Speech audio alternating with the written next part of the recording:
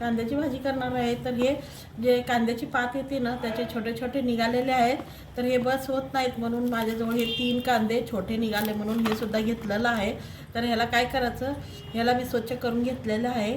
तर ह्या असे अर्धे चीर पाडायच्या, 4 फाक करायच्या. आपण वांगं कसं चिरतो त्या प्रकारे 4 फाकी करायच्या. अशा छोट्या असेल तर 4 फाकी करायच्या आणि अशा असेल तर एकच मारायचं, एकच चीर मारायची. तर अशा मी चिरा मारून घेतले. आणि कांद्याची भाजी थंड राहते आणि उन्हाळ्यामध्ये ही भाजी करून खा, म्हणजे उन्हाचा त्रास होत नाही. कोळ्या तेल गरम झालेला आहे तर जिरा मोहरी घालून घेतलेला आहे, कढीपत्ता घालून घेतला. बोलत हा अद्रक लसूणचा पेस्ट घालून थोडंसं परतून घेऊया. 2 हिरव्या मिरच्या आणि 2 लाल मिरच्या आणि 1 बारीक चिरलेला कांदा घेऊ शकता तुमच्या आवडीनुसार. तर माझ्याजवळ मोठा कांदा होता तर मी 1 घेतला. आता ह्याला छान असं कांदा लालसर होईपर्यंत परतून घेते.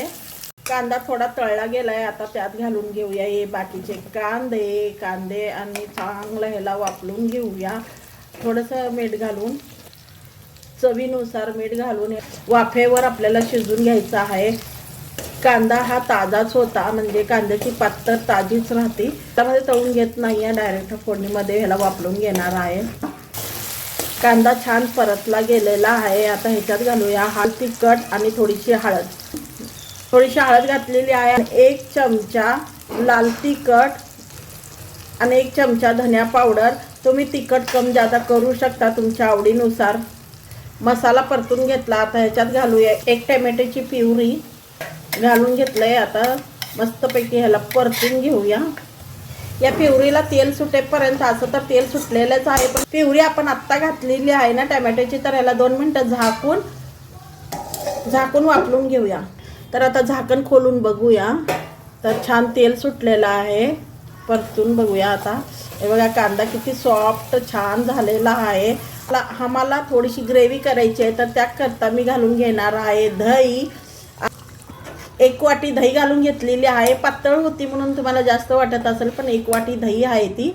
तर आता ह्याला छान असं तेल सुटेपर्यंत शिजून घेऊया. छान असं दह्यामध्ये कांदा शिजत आहे. ग्रेव्ही सुद्धा छान झालेली आहे, पण आपल्याला थोडंसं घट्ट करायचं आहे ह्याला. आणि आता भाजी होत आल्यावर थोडंसं अर्धा चमचा गरम मसाला घालून घेऊया.